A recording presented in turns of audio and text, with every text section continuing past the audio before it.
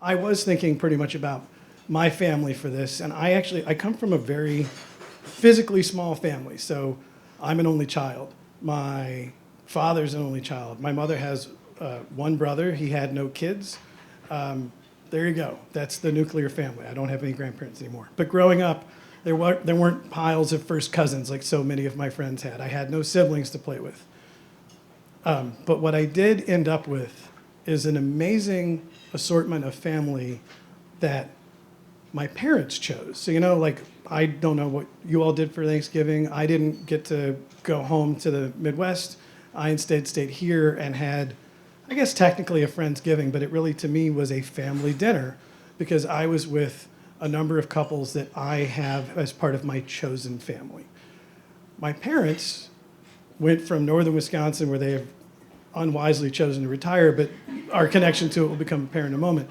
They went back down towards Chicagoland, where I am from, and they had their own giant Friendsgiving. They take over, believe it or not, there's Quakers in Chicago. They're not just here in Pennsylvania.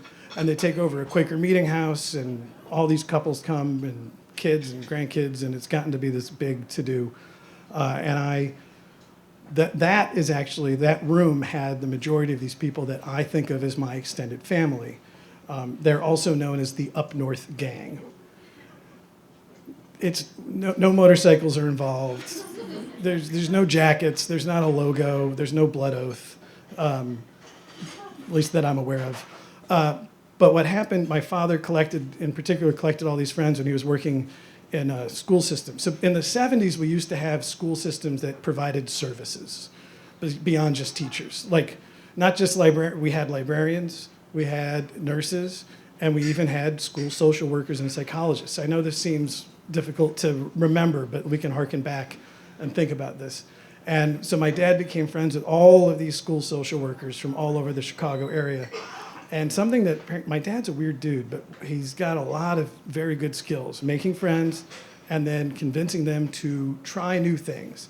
And somehow we got this group of, granola eating social workers to all go cross-country skiing. That's not a big leap to get a bunch of 1970s granola eating social workers to go cross-country skiing, but that's what we did. And by the time I was put on my first pair of skis at age 3, I had been going up north every winter for holiday break to go cross-country skiing. There was some trauma of being taught at age 3 without any poles and falling down hills, and my dad getting bored and kind of going out ahead and leaving me in the woods where I thought I'd be eaten by bears, but it worked out and I became a pretty decent cross-country skier, and it's something I still love. But all these families would go and descend into a cabin in the north woods of Wisconsin for a week to 10 days, and it would, at the beginning it was just one cabin, and so there would have been like 4 sets of parents and 6 or 8 kids, depending on what year it was. And, we would get into trouble. We would do stuff because we were dumb kids. And in the 70s, they also let us go outside without any adult supervision and like play on frozen lakes in the middle of the night or, fight our way down sledding hills. Also, the place where this cabin was, it was a resort. In northern Wisconsin, a resort is a collection of crappy cabins that are furnished out of the secondhand store and are really made for the summer and are barely winterized, but we survived. But on this resort, there was a bar, and for some reason, we were all allowed to go on our own to the bar, and that's where I learned to play pool and spent a lot of time on pinball machines, things I still love to this day. And I did that with all of these ersatz cousins or siblings, and we were of different ages, so there's probably about 6 years for the most part between us. And one of the older ones, this guy Jules, was kind of a Dennis the Menace guy. If there was trouble to be found, he was 10 steps ahead of it already. Like, he was actually already convincing everyone around him to get in that trouble. And so while the parents were hanging out talking in the kitchen, we would close the door on this giant living room and start getting into stuff. Like, there was all this crappy furniture from the secondhand store. So imagine piles of rattan and beanbag chairs and ottomans and weird, lamps. And one night, magically, we decided we needed to make a furniture sculpture. And the furniture sculpture ended up quite large and went all the way to the ceiling. And actually, no one was killed in the process. And when we were done, we actually brought the parents in to show it off. And someone recently sent me a photo of that furniture sculpture. It's still It still exists in many memories.